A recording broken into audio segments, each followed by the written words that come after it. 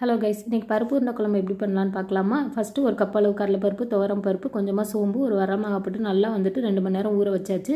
கடாய் காஞ்சதுக்கப்புறமா எண்ணெய் ஊற்றி அது கூடவே சோம்பு, கருவேப்பிலை, வெங்காயம், 4 பூண்டையும் தட்டி சேர்த்துருக்கேன். இது நல்லா வதங்கினதுக்கப்புறமா 2 தக்காளி, பழுத்த தக்காளியும் சேர்த்து நல்லா வதங்கிட்டு இதுக்கு தேவையான உப்பையும் சேர்த்துக்கலாம். இது நல்லா வதங்கினதுக்கப்புறமா மிளகாய்த்தூள், மல்லித்தூள், நம்ம காரத்துக்கு தேவைந்தாப்பில் சேர்த்துட்டு கொஞ்சமாக மஞ்சள் தூளுமே சேர்த்துக்கலாம்.